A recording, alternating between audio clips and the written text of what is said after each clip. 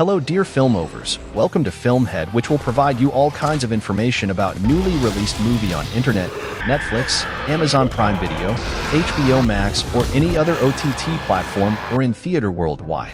Let's start our today's topic for top 10 zombie movies. Number 10. Army of the Dead.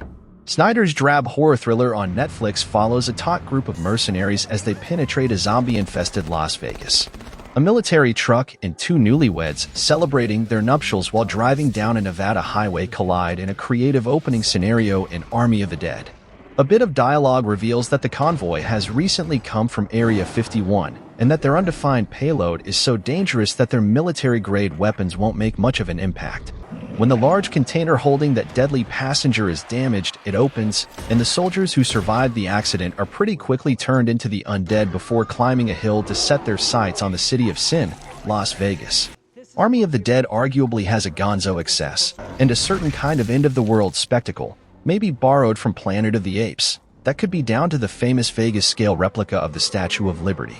But there is something weirdly and oppressively uninspired in the CGI world. A continuous 2.5-hour splurge of generic zombie content, which itself feels a bit zombie-ish. With a Vegas heist movie like Ocean's 11, there were a few brain cells in play, at least theoretically. People had to be outsmarted. Strategy had to be deployed.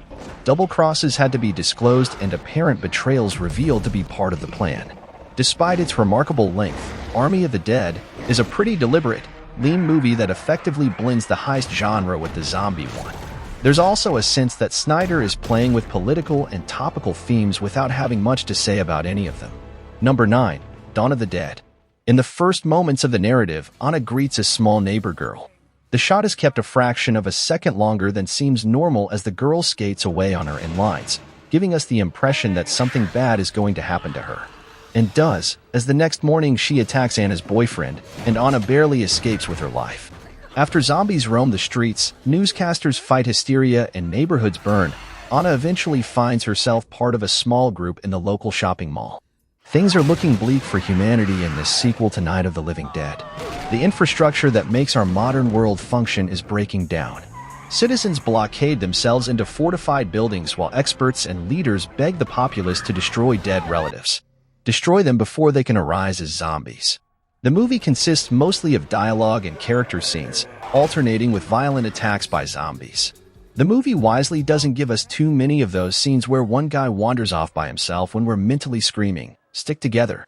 And although there is a cute dog, at least it's made useful in the plot. Of course, the movie makes full use of the shock shot where a zombie suddenly appears in foreground from out of nowhere. Numerous zombies allow for a variety of scenarios, such as the one that followed Roger while he filled the helicopter. Sadly, the ravenous corpse must scale a few crates in order to get to him before rising into the rotor. After all, hopefully someone yelled at the flyboy for landing so close to a barrier. Dawn of the Dead works, and it delivers just about what you expect when you buy your ticket. My only complaint is that its plot flatlines compared to the 1979 version, which was trickier, wittier, and smarter.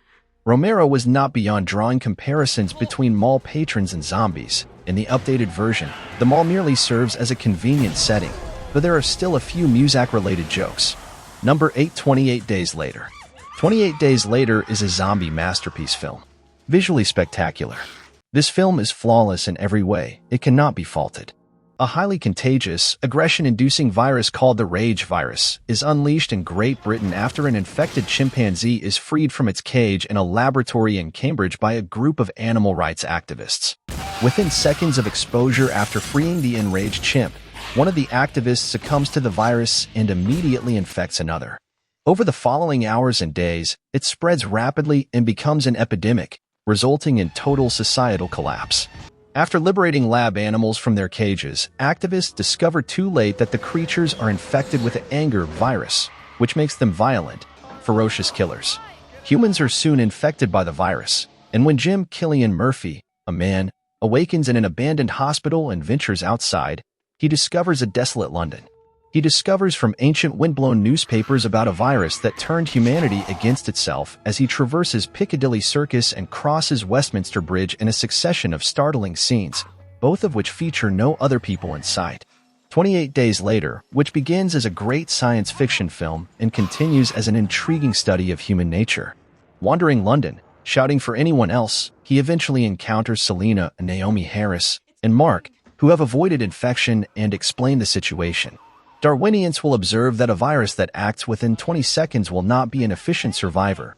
The host population will soon be dead, and along with it, the virus. Number 7. 28 weeks later. People are very hard on this film, and honestly a lot of these reviews appear to be written by people who didn't watch it until the end. 28 days later is, and always will be, one of the best sci-fi zombie horror films ever made. Any zombie media that appeared after this was heavily inspired by that film, and despite many having real blockbuster budgets, they still struggled to shine a light on the budget classic 28 days later. What always amazes me about zombie movies is they always run faster than Usain Bolt and should be entered for the Olympics. Not only that, but they never eat each other, which would give a plentiful supply of meat. This moving film contains chills, thrills, horror, and lots of blood and gore. The flesh-eating mutants' appearance deliver the goods, plenty of screams, shocks. Dawn's adolescent daughter leaves the green zone with her younger brother, and they go back to their former house in a deserted London. They locate their mother there, who turns out to be infected with a virus. When the green zone and its surroundings turn into a battlefield, there is a panic. The command to stop selective targeting is delivered following a transition to Condition Red. One of the film's great strengths is the way it uses familiar London sights and sights, old and new, ranging from St. Paul's, a blackened Nelson's Column and Tower Bridge, to the Gherkin, the Millennium Bridge, and the new Wembley Stadium. Number 06. #Alive. Alive is a zombie film, the feature debut of director Jo Il-hyun, adapted from the script of Alone, an upcoming American horror movie. The rapid spread of an unknown infection has left an entire city in ungovernable chaos, but one survivor remains alive in isolation. The story begins with Jun Wo waking up alone in his family's apartment, starting his day only to find he's in the middle of a zombie apocalypse. Cho's zombie film, #Alive, has occasional thrills, but it could stand out much more if it had a little personality or a wrinkle to offer to the canon of zombie apocalypses and movies. Instead, #Alive only lurches toward mediocrity, and while the portrayal of a guy being quarantined due to a fatal infection is sympathetic, the blood-covered zombies are far more entertaining to watch. When a mysterious virus turns his fellow citizens into flesh-eating monsters, Junyu chooses survival. From the beginning, he tells himself that he will survive, and organizes his food, insulates himself indoors, and even drinks some of Dad's fancy booze. Their survival is their primary concern, which is highlighted by the two compelling lead performances, the film's straightforward message, and Matt Mailer's script's constrained plot. One of those zombie flicks, #Alive, only views the end of the world as a test of hope, which the characters occasionally find difficult to choose, particularly since they frequently have to repel oncoming swarms of zombies. Horrifying as the imagery of people biting out each other's jugular veins is, especially to a wimp like me who normally doesn't watch this type of stuff. Number 05. Gangnam Zombie. Gangnam Zombie is the latest single-location horror flick about The Walking Dead. The gravely serious opening sequence, which is a preview of what's to come for these sudden survivalists, doesn't quite convey the movie's overall tone, though. Though generally speaking, zombie apocalypses are serious affairs, here you should anticipate more humor than pure excitement. Citizens from upscale Gangnam and Seoul start experiencing unusual and terrifying symptoms, devolving into inhuman creatures, leaving only a few survivors with the possibility to make it out alive. It seems unlikely that Gangnam Zombie will be the only film to make use of the pandemic, nor will it be the first. The general tone is solemn but not depressing, and director, co-writer, and producer Lee Soo-sung at least spares the audience the pre-installed apocalyptic aesthetic prevalent in other similar movies. The movie never loses sight of its goal, zombies finding their way into a building and creating pandemonium. The task is simple, and the execution is even simpler. The survivors have no time to speculate about the zombies' origin, so once Hyun-suk and his peers spot their ferocious visitors, the movie maintains a steady pace and provides adequate action. Out of all the movie's shortcomings, the greatest is the zombies themselves. You can look forward to questionable makeup and, most bizarrely, vampire-like teeth. Number 04. Dead Snow. The buddies had everything they needed for a great Easter getaway. A cabin, plenty of beer, skis, a snowmobile, a toboggan, and a good balance of both sexes. None of them had expected to survive to return home, for sure. But there were other ideas for the Nazi zombie battalion that prowled the slopes around Oxford. Driven away into the mountains by an angry mob in 1945, Colonel Herzog and his evil SS are now peckish for fresh meat. Heads roll, blood flows, guts fly, and if you're a man, this scene may prove particularly painful. Dead Snow is currently the second most popular movie at the Norwegian box office, ironically behind a very serious Second World War movie called Max Manus. A great little counterbalance to all these plays on the Second World War that masquerade as having deep social commentary, but are little more than showcases for conceited Hollywood stars as Dead Snow. The snow is sprayed, spattered, and eventually drenched with the red stuff, with these ghouls vulnerable to bodily damage in addition to the traditional headshots. This film has sequel in some volume.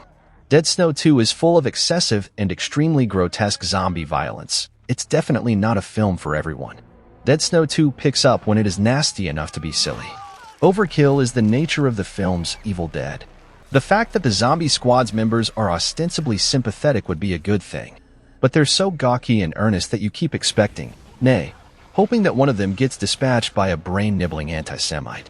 Number 03. Resident Evil.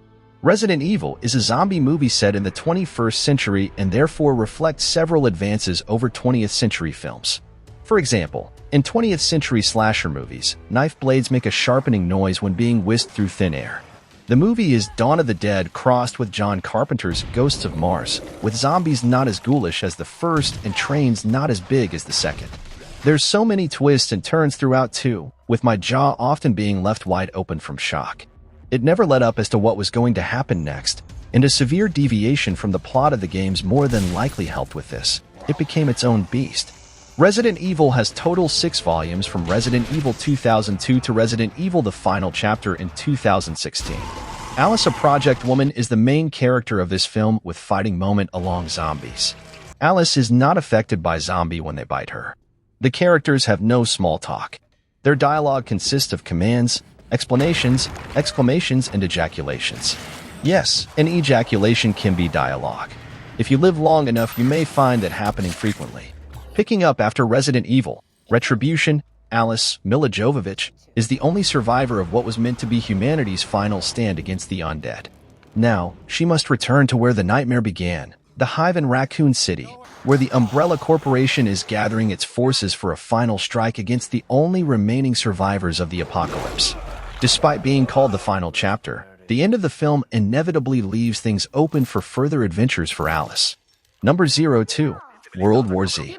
It is a solid film, a terror story, plenty of suspense, action, and restless horror, and including a lot of CGI with state-of-art special effects.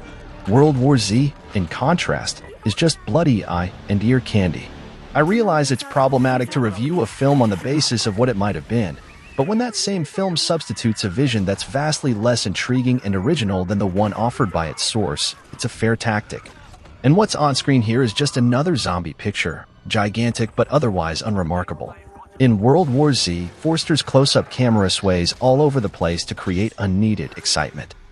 Yet the majority of the shots are David lean-on coffee panoramas of computer-generated zombies swarming ant-like up walls and over barriers and bringing down computer-generated choppers.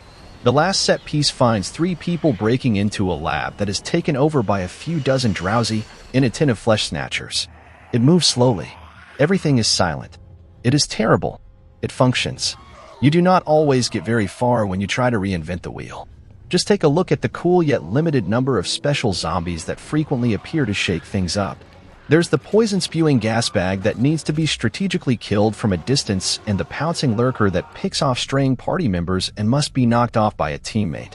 While the PvE campaign of World War Z occupies much of the game, there is also a relatively standard PvP option. Except for a few rounds of each of the 5 possibilities, none of the games, which include your typical round of Deathmatch, King of the Hill, and even a vaccine collecting mode, kept my attention. Number 1. Train to Busan. Train to Busan is a most horrible as well as emotional zombie film ever. Yoon Sang-ho, a South Korean director's Train to Busan, is the most purely entertaining zombie film in some time, finding echoes of George Romero's and Danny Boyle's work, but delivering something unique for an era in which kindness to others seems more essential than ever. It is, in many respects, exactly what World War Z ought to have been, a terrifying prophecy of the end of the world and a challenge to consider what, if anything, truly defines humanity. Train to Busan is a harrowing zombie horror thriller that follows a group of terrified passengers fighting their way through a countrywide viral outbreak while trapped on a suspicion-filled, blood-drenched bullet train ride to Busan, a southern resort city that has managed to hold off the zombie hordes, or so everyone hopes. The claustrophobic tension of Train to Busan is amplified after a brilliantly staged sequence in a train station in which our surviving travelers learn that the entire country has gone brain hungry. It has another volume as named Peninsula or Train to Busan 2.